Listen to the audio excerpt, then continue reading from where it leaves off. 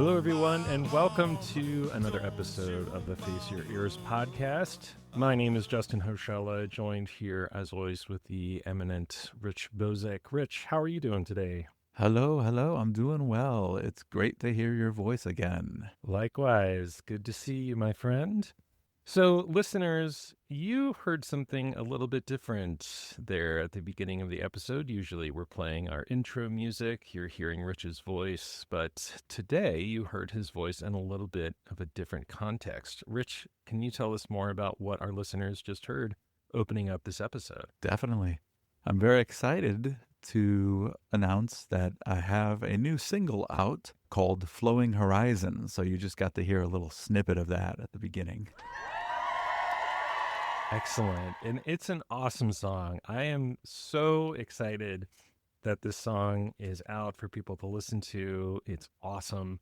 I just want to say congratulations, Rich, on this incredible song. I absolutely love it. Thank you so much. You're welcome. I've had the privilege of getting to hear it come to life throughout like the writing and mixing and mastering cycles. So you've let me in early on the process of Flowing Horizon come to light, which I'm really appreciative of. And how would you describe this song, and what did you draw inspiration from when you were writing it? Excellent. Let me get into it. First off, I'm so glad to be able to do this and to announce this song. It's been a long time coming. I've been meaning to release some solo material.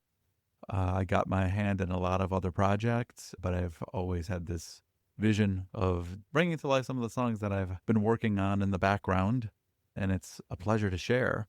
So I wanted to make this debut song to be kind of a nod or an homage to the rock of the past that at least a lot of people in my generation grew up with. So it's got that slightly old school rock feel with some modern elements to it. The song was first conceived on an acoustic guitar, actually, although there is no guitar in the song. I heard a melody in my head. I picked up a guitar that I had sitting around and immediately got to work putting some chords to that melody, and then the lyrics quickly followed. It's basically a song of appreciation and acceptance of the love others give you, whether it be from a lover or a friend. I typically tend to write songs that are a lot darker. So I wanted to ride this wave, this new inspiration, and see where it took me. Excellent. I'm curious, are there any particular artists that inspired you or maybe that listeners could identify with when they hear this song? It's hard to pinpoint. It might be too hard to go into that kind of thing because there's like snippets of all kinds of things. I have a lot of influences. A lot of stuff I listen to is metal. So this kind of came out of nowhere, this kind of song. Yeah. Well, I find that really interesting. Like the fact that you are inspired by metal. Like I think about a song that I did that was like this 80s bubblegum pop kind of thing. And it's the furthest thing from what I usually do, which is this dark industrial kind of thing. So it's interesting to me that as musicians, like we're not pigeonholed into a specific thing just based on what we listen to. Inspiration is inspiration, right? It just happens. Yeah. And my vision with this whole endeavor is just to be open-minded, to take whatever comes and see if I can make something of it.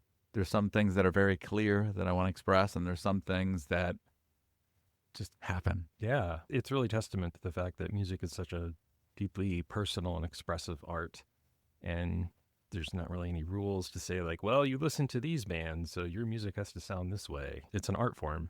And what comes out, and it's beautiful. So thanks for that.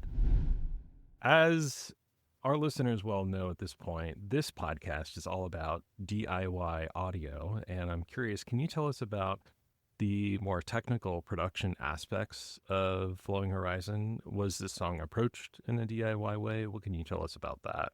For sure. Yeah. It's been a long time coming to be able to write and record all my own stuff in my own home studio. I spend a lot of time doing other people's stuff, so I figured it's time to bring the creations to life using my own gear at my own leisure in my own home studio. So what was cool about this one is, as I was saying, it's like got some of the classic elements, but with some of the modern influence of the way things are done.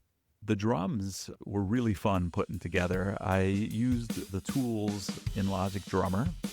I found it really fun. I was able to get into the weeds with it and be able to customize exactly what I wanted down to the fill. What's cool about Logic Drummer is they have the kind of almost like a waveform version of the drums, and you could convert them to MIDI and get in there and tweak the MIDI directly.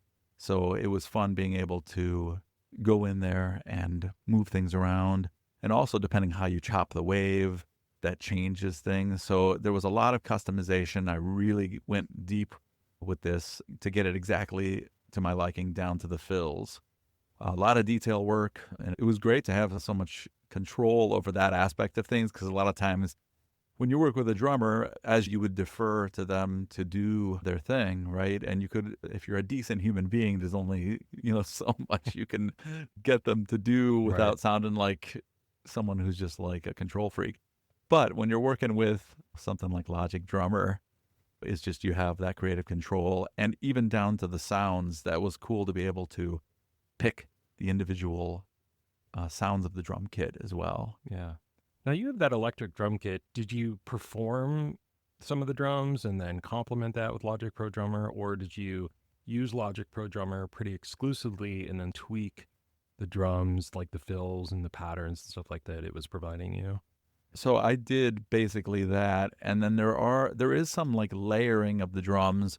I played out some of those drum patterns on the keyboard. I have this Akai MPK Mini on the desk here, and I played out some stuff in real time and then blended it in Yeah. with what I had in Logic And that has Drummer. like And drum pads on it, right? yeah, that's like how that came to pass for this song. Yep. I do plan on using the drum kit in various ways for other things, but that's how this one came to be. Cool. The bass, I don't own a bass. I'm hoping to acquire a bass at some point, but at this point I didn't have a bass. And so I just used the Akai as well to play the bass line and react to everything I had using the Logic bass patches, which I think are amazing. I mean, Oh, yeah. there's so many choices. It's a huge library. So I found something that fit. For the vocals, I wanted a very lush sound for the vocals, so and to create like a big tapestry of sound. So I had my lead vocal line, and then I layered in a lot of backup vocals. I did all the singing on the track, and I just wanted to capture a more kind of classic kind of sound. Classic, I don't know if classic's the right word, but I wanted to have that raw rock feel. So I abstained from any kind of auto tuning for this one. I know people use that a lot to be able to minimize takes or to be able to just make it perfect. I wasn't worried about things being, I'm okay with imperfections, basically. I used the Townsend Sphere, and I picked the LD251 emulation for that. It's a tube mic. I wanted a warmer sound. That mic in particular seemed to give me the sound I was looking for. So I don't know how familiar you are with mics and whatnot. I'm learning a lot about different mics actually through the presets in the Townsend Sphere mic collection with the UAD Yeah. in conjunction with the Townsend Sphere. That's what's so cool about that microphone in particular, right? Is it's not just a single microphone. The Townsend Sphere can actually emulate, I don't even know, dozens of microphones, something crazy like Yeah, that. it's Like, a lot. Yeah. yeah, that's awesome. And then to round it out, you've also got keyboards in this song, right? What can you tell us about that aspect of Flowing Horizon? Oh, yeah. I'd love to talk about that. One of my favorite pieces of equipment in my studio is the Yamaha MODX8. I just call it the Mod X. Yes. Great piece of equipment. Actually, Burak suggested that keyboard to me a few years back, and I'll talk more about Burak's involvement in a second here.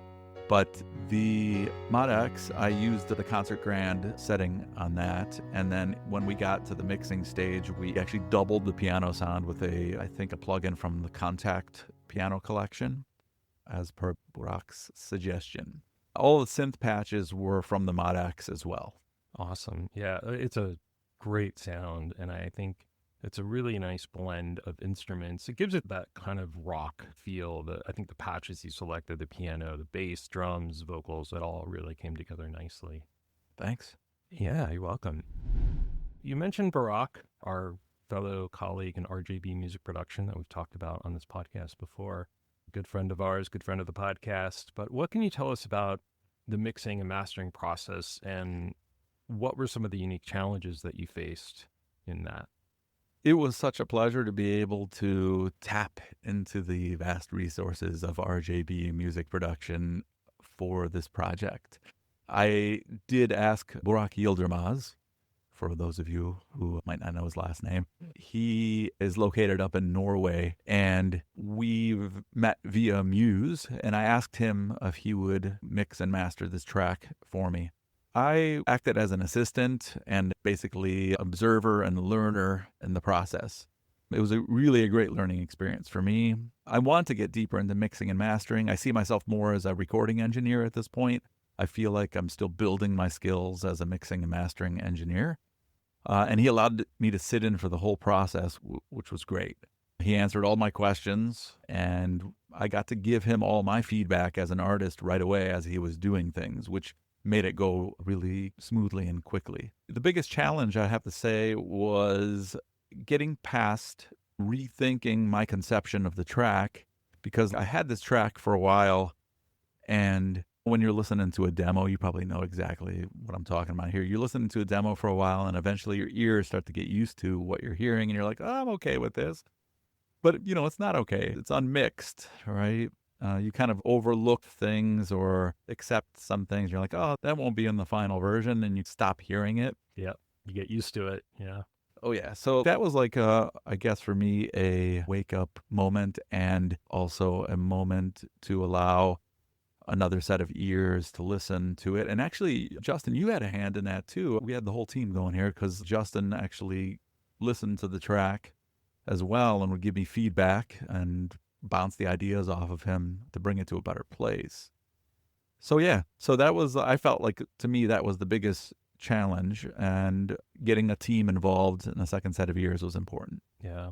I think that's a really important aspect of bringing the best version of the song to light, is to let other people hear it and get their feedback. People you trust. I think that's really important. Yeah. People whose input you value versus random strangers on the internet. But Yeah. I like getting input and feedback from trusted colleagues or friends that I value. I'm glad I was able to be a part of that, and I'm glad you opened up this track for us to hear and contribute to in that way. I didn't have any uncles to consult for this one, so like No rich uncles. no rich uncles to consult. So No. you guys are the Next best thing. So this is a terrific track. Really so happy for you that it's out there for people to hear. I'm excited. And can we expect more music from you in the near future? And I'm curious, will it be similar in nature to Flowing Horizon? Yes, more music is coming out. I have a lot of things waiting to be mixed and mastered in the background here. Barack and I are actually getting to it with the next song as we speak. But the next few songs are going to be completely different. This music project is very exploratory. I feel like it's a boundless kind of thing where I'm willing to try all kinds of stuff. I have many ideas across many genres and styles, but I can't say I wouldn't do something similar to this again. It's just I know that the next few songs are not going to be like this. Yeah, that's exciting to hear. And I know you and I have talked about this kind of concept of your music project outside of the podcast, where there aren't necessarily boundaries or restrictions. I think that's really cool that you're saying, like, hey, whatever the muse inspires me to do or create or write or whatever, I'm going to put it out there. And so I think that's really cool. And we can look forward to some interesting new tracks from you. It sounds like maybe later this year at some point. So it sounds like you've got some in the can ready to go. You're just needing to finish them up. Oh, yeah. So, Rich, outside of the music itself, what other challenges or considerations did you face debuting the single and yourself as an artist? Oh, yeah. There's a lot of things. One of the reasons I wanted to do this, not only to get into releasing my own stuff and put my stuff out there to share with people, I wanted to also learn about how things are done in this modern landscape as well. Because you and I, we remember the old days where you would, and I'm sure some of our listeners remember, and for the youngins who are listening, we used to record the demo. To cassette tape, usually. Yeah, yeah, hand them out to people, Yeah. and yeah, cassettes and CDs and whatnot. This is a different world. We talked about these things, but I wanted to try my hand at it. I know that there's hundreds of thousands of songs being released weekly. I'm settled in my life. I know how I'll put food on the table. It's not about that. It's about creating and sharing and being part of that big family of artists out there already on social media, connecting with other musicians and hearing what they do, and just it's pretty cool. But the challenges, you asked about the challenges. Yeah. Please feel free to add to this as you know about these things as well. Yes, of course. So I'm learning all kinds of new skills. So first of all, Canva. Loving Canva, by the way. Loving Canva. I've heard people talk about Canva through the years, but I think, Justin, you brought it basically on board and you were like, this is great. We should use this for stuff. So it's fun learning how to edit things in Canva. Like robust graphic design platform, right? Oh, yeah, yeah. And it's great for someone who's just getting into it. I'm sure there's probably more advanced stuff out there that people are doing, and people who are in the know who know. Yeah, I like that about Canva. It's accessible. If you're not super familiar with graphic design, it's still like doable for somebody to come in and make some cool stuff, but it is extremely sophisticated, to your point, for people that are more in the know. So yeah, that was cool to see you get into Canva like that. Yeah, I'm still learning, but it's all a creative process. I'm trying not to be overly picky about everything. I'm trying to be way more open and let things go as they may and as they come. So that was one thing. And then for the logo, I was going to do my own logo. I started getting into all of that, but then I'm thinking to myself, I'm like, there's people out there who know how to do this. And there's actually people I know who know how to do this, who are good people, who are creative. And so actually, I wanted to give a shout out to Michelle Coelho, who basically designed my logo. She was great. She is a fellow musician, a fellow singer, a fellow music lover, and actually one of my students. A fellow New Jerseyite?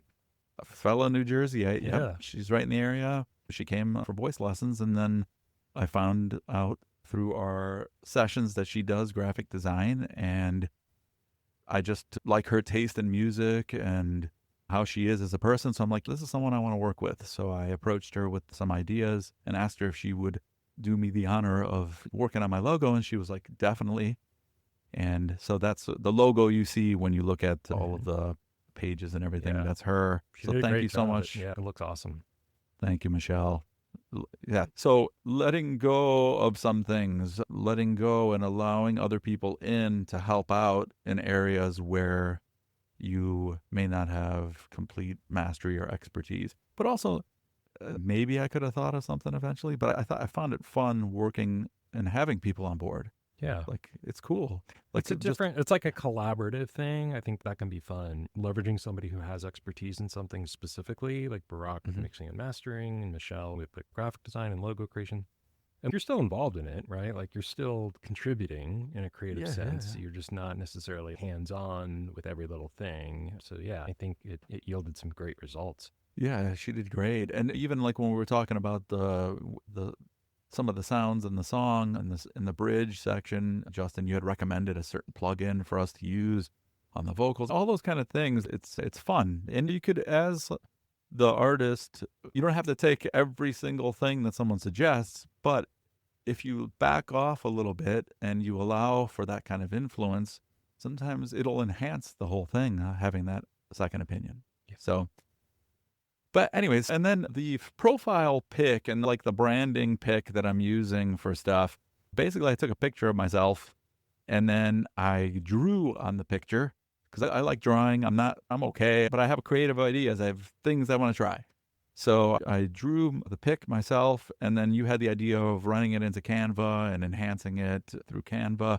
So that was cool to try. And it gave me more ideas of things to do. And also with the album art as well, being able to design that album art and kind of thinking of what you want for it and how it will reflect the song and getting personal with it. I used things that were close to me and familiar to me for all of those things.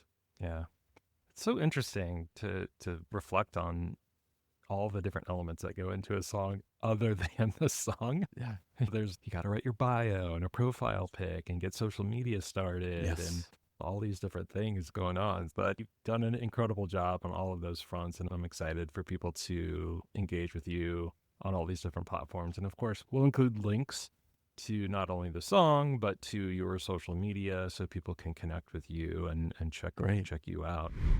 So, Rich, thank you so much for sharing more about the new single, Flowing Horizon, that at this point is now on all streaming platforms. And how can people find out about the new songs that are coming out? What should they do to make sure they're plugged into all things Bozic? You can find all of the more detailed information on my website, which is bozicmusic.com. So it's just my last name, Bozic music.com. And then, of course, on Instagram, at Bozic Music on Instagram and Bozic on Facebook. Thank you for taking valuable podcast time to allow me to share Of course. about my song release. And I had fun talking about this. Awesome. Thank you so much, Rich. And to close us out, here's a little bit more of Flowing Horizon. Thanks, everybody. Bye. The thunder is silence, the embers have come. We sleep once more, forgive